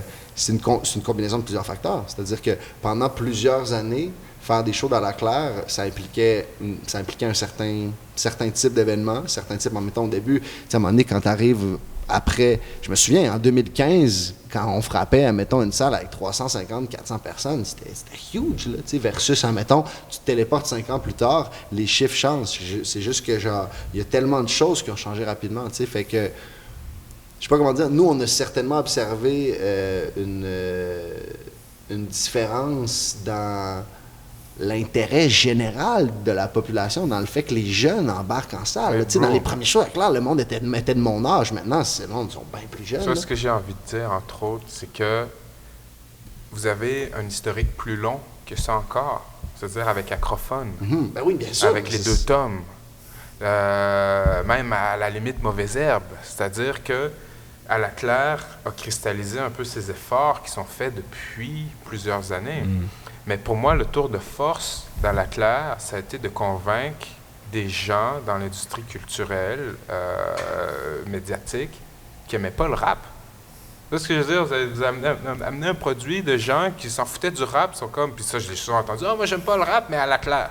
Tu vois ce que je veux dire? Sauf que quand tu checkes moi aussi, j'ai entendu ça des milliers de fois, tu sais, puis moi, j'ai un bémol des fois par rapport à ça, au sens où, genre, des fois, je suis comme merci, mais des fois, j'ai envie de dire poser la question à la personne, pourquoi tu penses que t'aimes pas le rap sauf à la Claire? Tu t'es déjà posé cette question-là? Puis si t'as une réponse à ça, genre, on pourra aussi en jaser, mais tu sais, that's another story, d'une certaine façon. Mais ça sert, sauf que quand tu checkes dans les faits, les méthodes qu'on a pris pour faire ça, c'est les méthodes les plus marginales, hip-hop souterraines possibles. Genre, on n'a jamais eu le backup là, des institutions puis genre des grands des institutions culturelles. C'est plus, on a commencé hands down en vendant des mixtapes dans le street, puis ça, on a mis ça en download gratuit. Puis c'est comme notre premier produit signé a sorti, puis qui était achetable en magasin, sorti en 2016, 6 ans plus tard, après le premier record. Fait que je pense que je pense que c'est je sais pas comment dire, je prends pas de recul par rapport à ce qui se dit des fois ou les impressions qui peuvent circuler sur Avec l'Ensemble parce que je comprends que genre il y a tellement d'affaires entremêlées dans tout ça. Puis moi-même des fois je sais plus, c'est comme je sais plus ce que je pense de... Là, je disais un truc à Eman, puis peut-être vous aimerez pas ça, mais c'est comme ça que je vois ça. Vous avez hipsterisé le game, entre guillemets, c'est-à-dire que vous êtes allé chercher, bon, les critiques, mais le crowd aussi qui n'était pas intéressé par le rap. Ce crowd, genre comme Koulos, qui n'est pas dans le rap, mais qui a les moyens de consommer. Tu vois ce que je veux dire? Qui ont un pouvoir d'achat, qui peuvent venir au show, qui viennent s'éclater, chiller. Vous avez réussi à toucher ce crowd-là du Québec, qui n'est pas nécessairement le dénominateur commun hip-hop. Et ça, pour moi, c'est tout à votre avantage, tu sais, parce que c'est ça. Vous l'avez amené autre part complètement, tu sais. C'est ça que je trouve intéressant avec la musique. C'est pour ça que je trouve que même la création, tout ce qui relève de l'art, tu peux rassembler des crowds qui normalement n'auraient pas été captivés par ça, tu sais. Puis des fois, c'est des choses comme ça, vu que, tu sais, après on peut décortiquer qu'est-ce qui fait en sorte que les gens soient intéressés à, comme tu disais, n'a jamais été intéressé au rap. Ça, c'est une autre histoire, mais la beauté de la chose, c'est que, tu sais, la musique, ça vient chercher, puis c'est là-dessus je pense qu'il faut capitaliser. Puis, tu sais, j'encourage les gens qui osent faire ce genre de pas là, autre part, comme toi tu vas faire avec ton projet qui va être plus orienté sur un nouveau style, juste en vendre ton punch là. On va voir où est-ce que ça va aller avec ça, tu sais. But, c'est intéressant. Ce que je trouve fascinant, bro, c'est que bottom line, ce sont des mots puis des sons ensemble. Tu vois, quand tu décortiques, ce sont des mots et des sons ensemble, puis à force de faire des combinaisons, ben tu réussis à susciter des émotions ou des sentiments ou des réactions vers différentes personnes, différents crowds. C'est à ça que ça revient, bro. Comme, tu sais, moi, la tune Pané là, sur mon album Soufflette qui est produit par Benny Adam, tu sais, genre, il y a des gens qui sont écoutés l'album, puis c'est la seule chanson à laquelle ils vont pouvoir écouter à cause de la musicalité de la chanson, tu sais. Fait que après, tu peux faire des tours de magie, puis tu sais, ensorceler les gens, puis tu vas percer dans le game aussi, là. Faut juste que tu sois un peu magicien, puis t'es bon, là. Ouais, puis tu sais, je pense aussi... Bon, là, on est beaucoup sur votre case, mais je trouve ça intéressant, tu sais. Absolument. C'est que je pense que vous avez amené un côté du hip-hop où vous étiez juste loufoque, entre guillemets, c'est-à-dire que vous preniez pas au sérieux. Inoffensif. À une période. Ça aide beaucoup, justement, ça aide beaucoup. À une période où est-ce que le 3/4 du rap game était ultra sérieux, bro. Moi, j'ai commencé à sourire sur les photos, genre, il y a peut-être 3 ans. Non, mais je vais donner. Mais ce qui symbolise le mieux, ça, pour moi, c'est l'évolution du... Tu sais, le monde qui connaisse Claude avant la Claire, là, le souvenir qu'ils ont de Claude, en général, c'est un dude qui souriait pas beaucoup puis qui semblait comme tout le temps sérieux. Puis moi, je me souviens, dans les tout débuts de... I don't know what it is, man, mais définitivement, il est comme arrivé un moment où... Moi, en tout cas, mon state of mind, quand la Claire a commencé, c'est... Yo, j'ai genre... 21, 22 ans, je suis à un crossroads fucking absurde de ma vie, où soit je continue mes études, puis je vais faire un peu, genre, tu sais, le chemin qui semblait comme plus normal pour moi à ce moment-là, ou soit je me lance dans une aventure de faire du rap, etc., avec mes boys, dans une opportunité, tu sais, qui sort un peu de nulle part, mais tout le monde avait, j'ai l'impression, les cœurs en titre de take rap, du rap fâché. Du rap fâché, man. C'était ça. C'était vraiment ça, man. Puis c'était relié aussi à une exploration musicale. C'est-à-dire que même dans le beatmaking, les gars étaient tannés de faire d'utiliser des sons classiques, plus samplés, des vibes plus... des samples de jazz, comme ça. Tu sais, Ken qui commence à sortir les cracknucks, etc. Quand tu commences à avoir envie, même d'un point de vue des sons, de jouer avec ces sons-là, ben après ça, mettons que tu files, t'as le beat de Fossifoss, admettons qu'il tombe entre les mains, puis t'as envie d'écrire un verse ce soir, comme Maybe Watts ou Pican se sont mis à écrire des verses ce soir-là, ben les sons d'un nouveau sens aussi vont t'amener à des nouvelles places, tu sais. Puis moi, c'est un peu comme ça que ça a commencé à la Claire. C'était vraiment sais, moi, j'étais pas... Il n'y a pas eu de moment où on s'est demandé, OK, est-ce que Ogden... À l'époque, Robert, c'était même pas... Ça n'existait pas. Sinon, est-ce que Ogden est dans le band? C'était plus... À un moment donné, j'arrive au stu, il y a Jam et P-Docs qui sont là avec Ken Lo, Watts, Payman, ils sont en train de rec un track. Mash est au studio, il est comme aux commandes, il disait, hey, il manquerait genre un 16 bar là. Y a-t-il quelqu'un qui a un verse qui traîne? Moi, je fais, moi, je pense que j'en ai un. Personne l'a entendu, je rentre dans le booth, je le rec. C'est réglé, c'est mon verse sur Brisasseur de Fusée sur l'album de 499. Pour ça, je me pointe au show faire le track. C'est pas mal ça pendant une couple de temps. C'est comme ça que ça a évolué. Puis cette espèce d'esprit-là on en a un peu, pas rien à foutre, parce que clairement, maintenant, c'est rendu un gagne-pain, c'est rendu un travail aussi. Clairement, ça a complètement changé, mais dans le DNA, dans la claire, la notion de garder ça un jeu. Genre de garder ça ludique, admettons, ça exclut pas le fait de faire des choses sérieusement, là, mais c'était vraiment important. Puis je pense que ça, on l'a pas prémédité, mais en effet, ça s'est avéré être très compatible avec l'univers et le marché de l'événementiel et de la culture au Québec, qui est quand même très humour-oriented. De base, une donnée qu'il faut que tout le monde se rappelle, c'est que le seul marché culturel rentable qui marche au Québec et for profit et for real, c'est l'humour.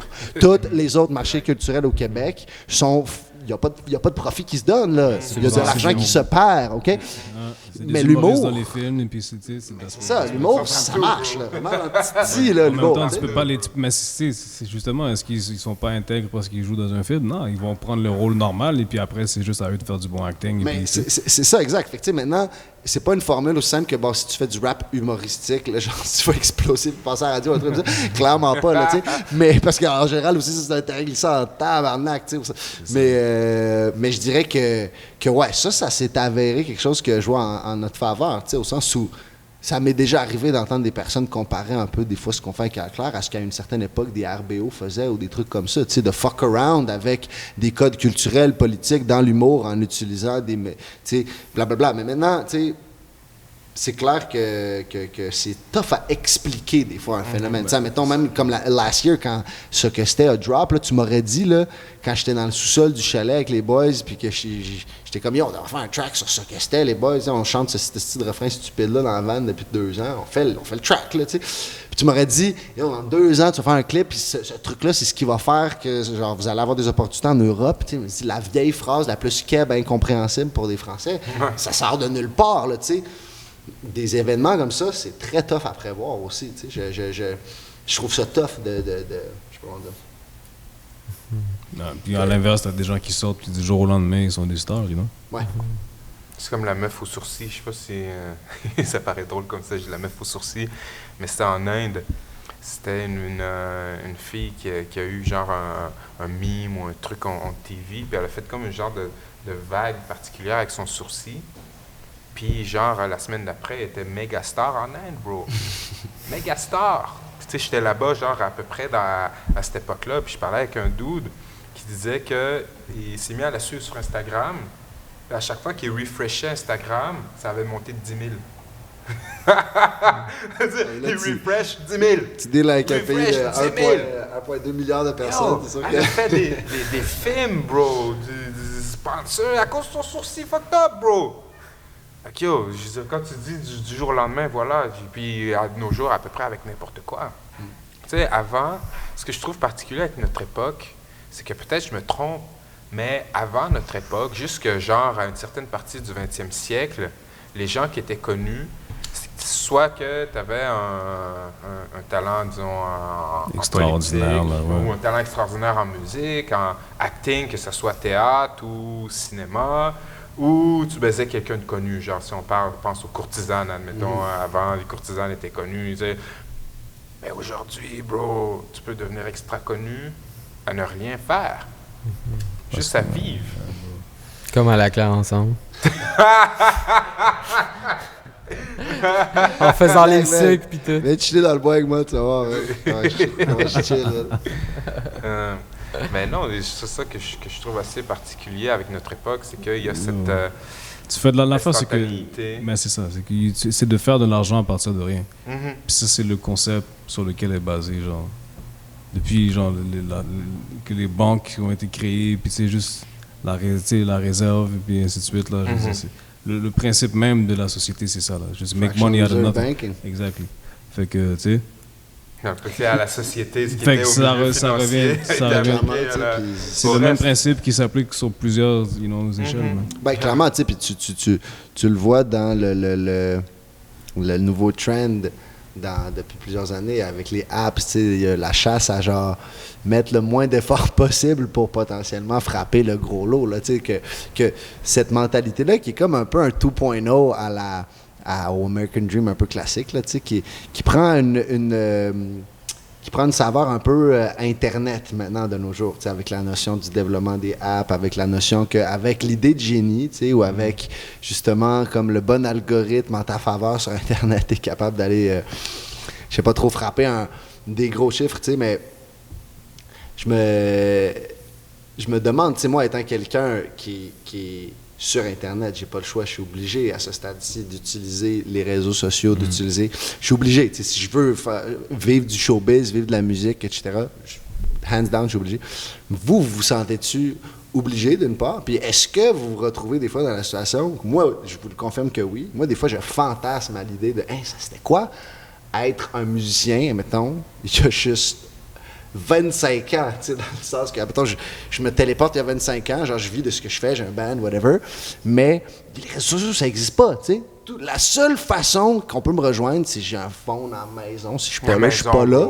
Tu sais, genre, si je suis pas là, je suis pas là, puis ben, de temps en temps, j'ai genre des entrevues, puis tu sais, je communique pas tant avec mon public, peut-être après le show, 15 minutes, genre avec le monde, tu sais, mais genre, d'accord. Puis là, j'ai réfléchi à cette notion-là, je me disais, c'est quand même fucked up que de nos jours, être un artiste, c'est autant que ça. T'es un produit, t'es toi-même ta compagnie, tu te capitalises toi-même. Ils en veulent tant même que, plus juste écouter ta musique. Ils veulent voir ce que tu fais. Ils veulent voir des trucs dans ta vie. Puis moi, j'ai beaucoup de problèmes avec ça, bro. Faut que tu te livres au max. Exact. Puis en termes de réseaux sociaux, les gens qui me suivent peuvent te le dire. J'ai à peu près rien à suivre, bro. Je suis vraiment poche là-dedans.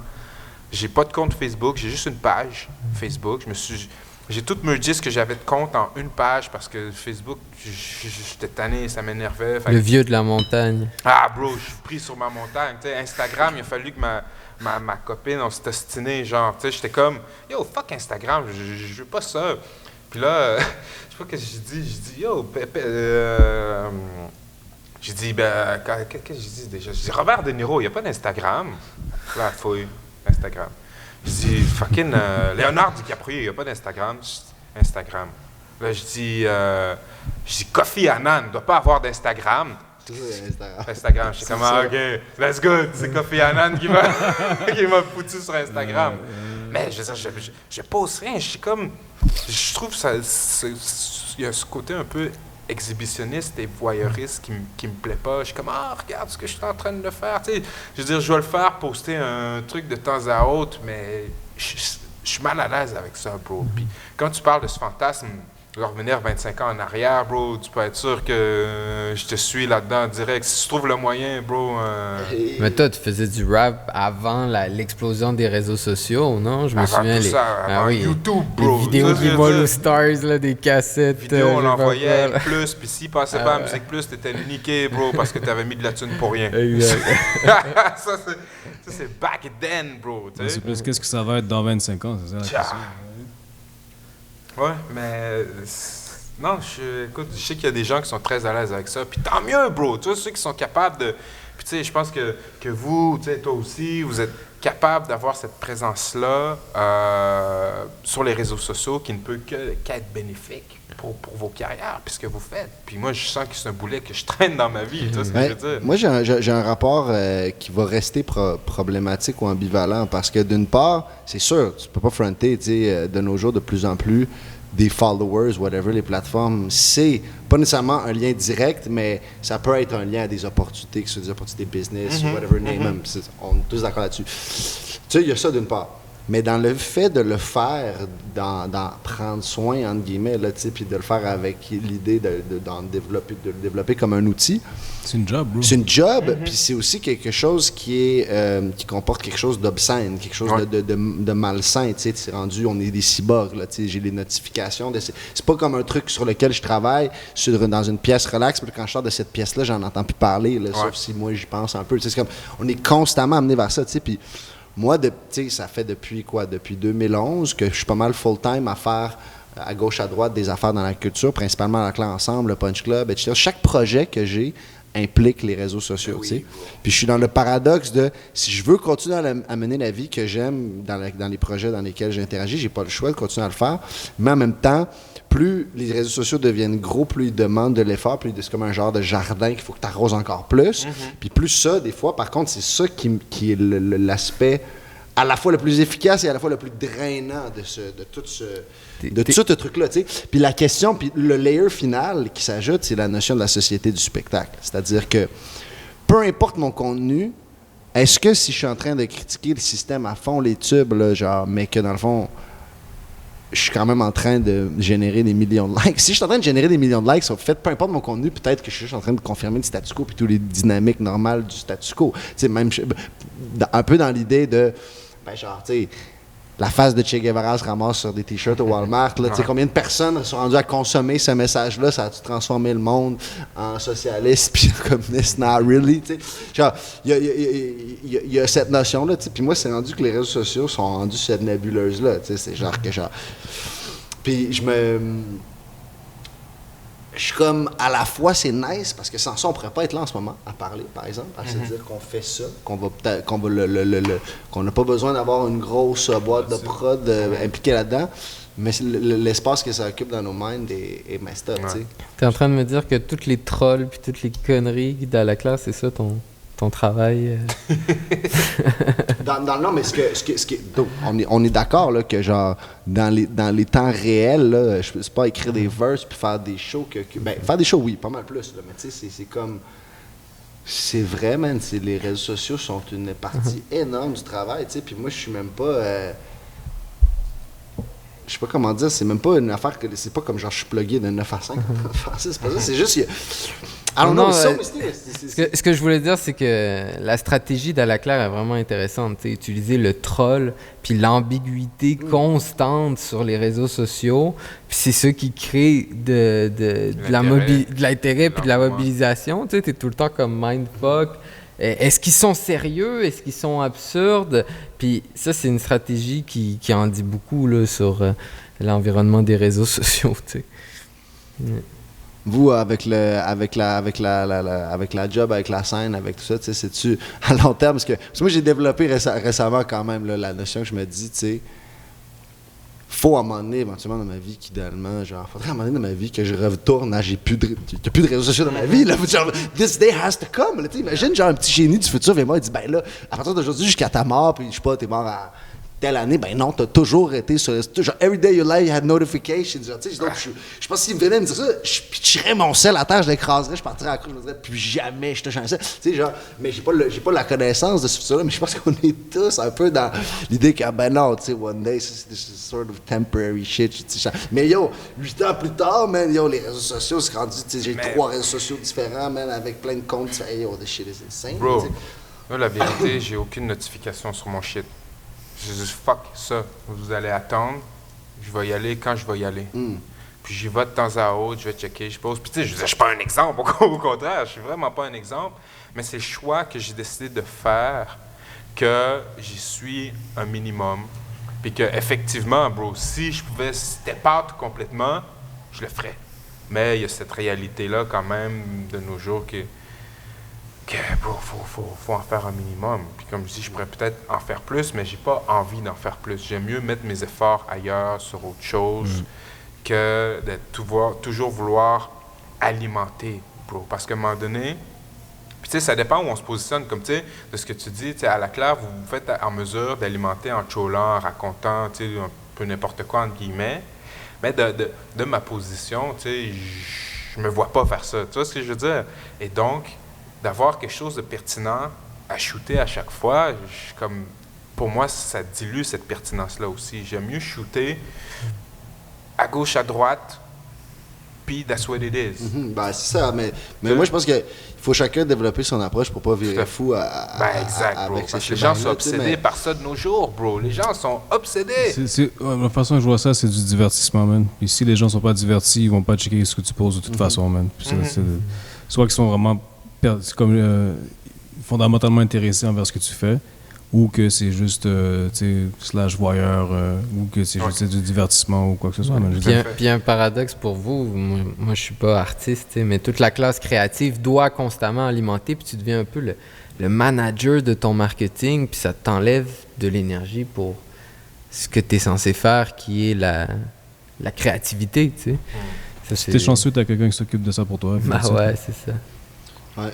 Mais est-ce que vous tu sais, moi, une des choses qui m'a apporté, qui m'a vraiment plongé à faire du rap quand j'étais plus jeune, c'était clairement l'idée que ça m'inspirait la notion que tu pouvais comme revendiquer, comme aborder vraiment comme concrètement quelque chose avec le rap. On dirait que je trouvais que c'était la musique qui semblait le permettre le plus, là, avec l'emphase sur les mots à ce point-là, puis avec le nombre de personnes qui étaient déjà dans la tradition de faire ça avec cette musique-là.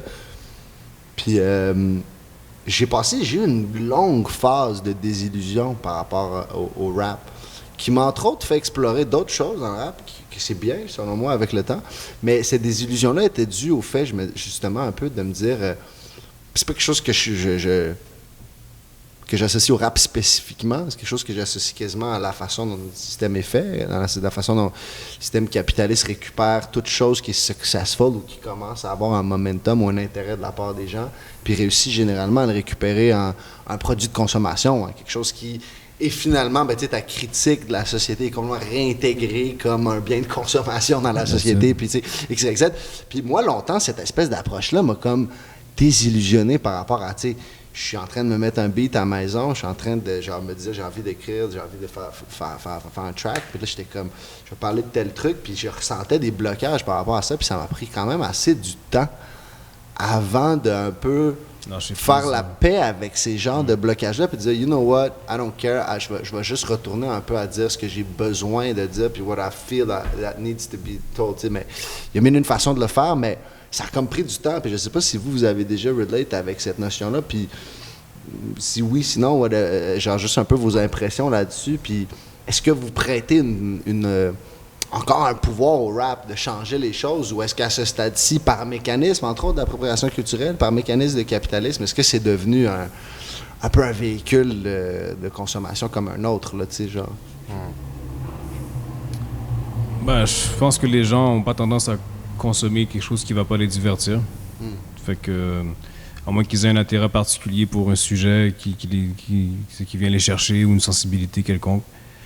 Après, honnêtement, man, en tant qu'artiste, c'est un choix à prendre. Si tu veux faire de la musique orientée vers le public, ou est-ce que c'est de la musique dans laquelle tu crois, puis que tu veux pousser ça, peu importe la réception. Fait que, à la fin de la journée, man, c'est... Je pense que c'est un choix individuel en tant que personne, tu sais. Tu vois, par rapport à ce que tu dis, d'être collé sur le truc, là, j'ai commencé à faire du rap en 95. J'ai sorti mon premier album en 2000, ensuite 2003, 2006, 2007, 2010, 2013. J'ai sorti 7 albums. 2013, j'étais comme, yo, fuck tout ça, bro. C'est comme, ça fait comme en 2013, ça faisait 18 ans, j'avais le nez collé sur le shit. Tu vois, je finissais un album, j'ai commencé un autre. Et ainsi de suite. Ce qui fait qu'en 2013, je pense que j'ai eu cette fatigue hip-hop-là, ce coup de barre. Mais j'étais comme... j'ai step back, bro. J'étais comme, fuck ça. C'est la même année que moi, bro. Quand je suis revenu de Paris 2013, après, j'ai pris un step back, puis j'ai... Tu vois? Et donc, c'était peut-être dans l'air, bro, mais j'ai step back. Puis j'étais comme, tu sais quoi, c'est mon dernier album, bro. Fuck tout ça. Mais ce que ça m'a permis, c'est d'ouvrir, parce que j'ai touché à d'autres choses. Fait que j'ai travaillé beaucoup plus en histoire. J'ai fait mes projets en histoire, j'ai fait d'autres choses, des ateliers d'écriture. Même si je faisais pas d'album, je je participais à une transmission des techniques hip-hop. Le fait de créer, tu créais quand même, tu étais quand même en mode c'est création. ça, j'étais en mode création, mais autre que faire des albums, tu sais. Et ça, tout ça, ça m'a nourri, puis ça m'a donné le goût d'en refaire un autre, tu sais, que j'ai commencé il y a maintenant 2 ans. Tu sais, j'ai eu quand même ce hiatus-là de 3 ans où est-ce que j'étais comme, bro, ça m'intéresse plus ça, tu sais. Et j'ai eu envie, je suis embarqué de manière comme, tu sais, positive. C'est-à-dire, yo, donne-moi un beat, puis je le bosse. Mais il a fallu que j'ai une autre approche que juste y aller avec, comme je faisais, j'appelle DJ Nerve, je suis comme, yo, envoie-moi des beats, j'appelle tel, envoie-moi des beats. Là, j'allais voir un groupe de jazz à Québec, qui s'appelle 5-4 Trio. Je dis, yo, je vais faire tout un album avec vous. Et les guys, c'est genre drum, guitare, contrebasse. Puis je suis comme, cet album-là, c'est un album jazz hip-hop. C'est-à-dire que vous faites les beats, puis je vais rapper. Et ça m'a beaucoup stimulé pour justement me remettre sur un projet d'album, tu sais, qui va sortir dans pas si longtemps, en fait. On a presque complété. Et pour parler de, est-ce que le rap change quelque chose? Ça, on y croit encore. Avant, quand j'étais jeune, j'avais ce côté très politique, militant, agressif. J'appelais ça du terrorisme. Je rappais genre, mais tu sais, fuck la société, fuck ça, puis on fait tout sauter, tu sais. Je passais par là aussi. Puis, à un moment donné, j'étais comme, tu sais quoi? Fine, il y a des trucs qui chient. Mais comment est-ce que je peux contribuer? Tu vois? À faire de la bonne musique, dans le fond, là. Entre autres. Donc, il y a ce côté où je m'investissais personnellement dans ma vie de tous les jours, au lieu de juste rapper. Je ne voulais pas juste être un de ces rappeurs qui rappe fâché puis qui reste dans son salon. Tu sais, pour moi, c'est quand on dit quelqu'un qui parle plus qui agit, ben voilà. Et donc, je me suis dit, tu sais quoi, je vais agir, je vais walk, puis je vais transférer mon talk ailleurs. Et le rap, c'est à partir de ce moment-là qu'il a pris une tangente différente. À partir de À l'ombre des feuilles, où, je ne sais pas comment l'appeler, mais je le vois un peu comme des scriptures. C'est-à-dire que ce changement que je veux opérer, c'est pas nécessairement social, c'est la personne qui l'écoute. Et donc, c'est un rap qui est beaucoup axé sur un côté, bon, peut-être un peu plus philosophique, ou, tu sais, de résilience, de courage, de persévérance, où tu l'écoutes, ça change toi à aller plus loin. Mais en te changeant à aller plus loin, c'est là que tu peux contribuer à changer socialement, tu sais. Donc, au lieu de voir l'ensemble social, je l'ai réduit à l'unité, l'auditeur. Et donc, c'est même plus la société que j'essaie de changer, c'est l'auditeur. Et même au-delà de l'auditeur, c'est moi. Parce que ce que je rappe, c'est à moi que je le rappe, bro. Et c'est ça, ce que j'ai réalisé avec le temps, c'est que à rapper des paroles négatives, bro, c'est des énergies que tu envoies, tu répètes, tu répètes. T'es là fâché, mais tu répètes chaque chose, chaque pratique. Tu vois ce que je veux dire? C'est une énergie que tu t'envoies à toi-même. Et tu sais, quand on parle de méditation, quand on parle de prière, c'est ça une prière, bro. Tu vois ce que je veux dire? C'est des mots que tu répètes qui sont une énergie que tu portes.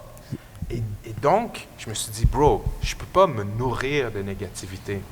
C'est à partir de ce moment-là que j'ai fait ce switch de rapper positivement. Mais tu sais, pas positivement corny, là. Non, tu sais ce que je veux dire? Positivement, comme je me build. Je me rappe positivement au sens où quand tu rappes ça, tu vas créer des effets, tu vas créer des sensations chez toi qui vont pas justement te faire sentir que tu tournes en rond dans juste cette colère ou dans cette agressivité ou XY. Tu vois, il y a une anecdote que je raconte souvent. C'est qu'il y a quelques années, j'étais dans une école. Puis il y a un jeune, je allais donner un atelier d'écriture, puis un jeune, il me dit, c'est quel type de rap tu fais? C'est gangster, c'est conscient, tout ça. J'écoute. Moi, je fais le type de rap que je veux que tu écoutes, puis qui donne envie d'avoir des bonnes notes.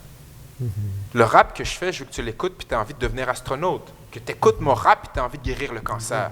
Ça, c'est le type de rap que je fais, tu comprends? Le truc que tu vas le porter, puis ça va t'amener à te dépasser, puis amener plus loin. Et comme ça, oui, je crois au pouvoir de ces mots-là, puis je crois au pouvoir de changement ou de mutation que le rap a sur soi et sur les autres aussi. C'est dans cet esprit-là aussi que j'ai fait mon projet, bro. Honnêtement, là, comme tu sais, parce que ça a une connotation... Soufflette? Soufflette, hein, une connotation de victoire, justement. Puis justement, je savais que j'allais répéter, c'est comme le track 0. De dire plus de 0, à la place de dire... Tu sais, genre, je suis fucking bro, j'aurais pu faire ça aussi, mais ça aurait été plus humoriste, mais tu sais, justement, ce que tu dis, c'est comme, tu sais, juste le verbe, la parole en tant que telle, on sous-estime beaucoup. Ah oui, tout à fait. Pour ceux qui, mantra, admettons, bro. connaîtraient pas l'expression soufflette, Soufflette, ouais, c'est une claque. Ouais, Une claque violente, exact. Fait que, tu sais, c'est une gifle. Fait que c'est ça, une soufflette, c'est pour réveiller un petit peu dans le rap game, tu sais, justement pour... Puis les gens s'attendaient pas à recevoir ça non plus, mais la parole, le verbe, tu sais, c'est quelque chose qui remonte aux Égyptiens, à l'antique, là, tu comprends, l'Antiquité, fait que c'est pas pour rien qu'il y a certains genres de musique ou de sonorités qui vont rester dans la tête, qui vont, tu sais, la répétition. Fait qu'il y a une science aussi à tout ça, fait que... Tu sais, après, man, tu peux trouver une façon de passer un message subtilement là-dedans, puis tu sais, après, c'est à toi de voir quel message tu veux passer, puis justement, c'est à force de le répéter puis de le dire, ça devient ta réalité.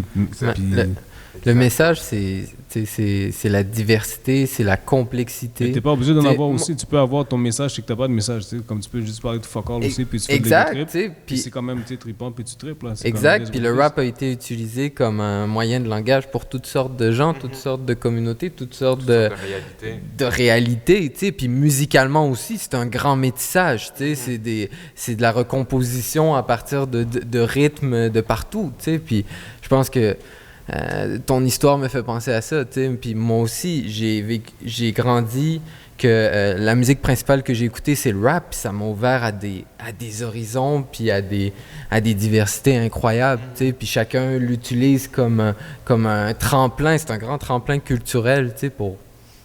Puis moi, un truc je pense que peu de gens se doutent, ou peu de gens pensent à ça, peut-être s'ils n'ont pas écouté beaucoup de rap, c'est qu'en dehors des stéréotypes négatifs que tu peux accorder au rap, le rap, en dehors de ces trucs-là, c'est quand même une des dernières cultures où je pense qu'un jeune homme qui a envie de se sentir interpellé, puis là je dis un jeune homme, ça peut clairement être une jeune fille aussi, mais dans mon cas, je veux dire, dans mon cas, c'est une des places où j'ai trouvé le plus de role model masculin moderne qui, je dirais, en ces mots-là, avait une approche, si on veut, de grand frère, de camaraderie masculine dans l'enseignement, quelque chose que, cette espèce de relation maître-élève que je recherchais ailleurs, puis que je trouvais pas vraiment, que j'ai pas trouvé à l'école, pas vraiment, que j'ai pas trouvé tant que ça dans mon expérience dans le sport non plus, puis dans le rap, j'allais vraiment trouver, à trouver quelqu'un qui j'étais comme, OK, toi, t'es comme quelqu'un que je connais pas, mais que je respecte, j'écoute tes trucs, t'as une influence sur moi, genre, etc., etc., puis dans ma vie, même si j'ai fait un peu des arts martiaux, clairement, c'est le rap et de loin qui a le plus occupé dans ma tête, puis même ça s'est passé très virtuellement entre moi et la plupart du temps des gens que j'ai jamais rencontrés de ma vie, là. Mais genre, c'est des espèces de relations maître-élève, puis pour moi, ça, c'est peut-être, au final, une des plus grandes richesses que le rap m'a laissé, là, tu sais. Que genre, quand j'écoute Où je vis de Shuriken, que genre, quand j'avais 13 ans, j'écoutais ça non-stop, là. D'autres, j'ai des triggers en moi par défaut, là, tu sais, de comme que...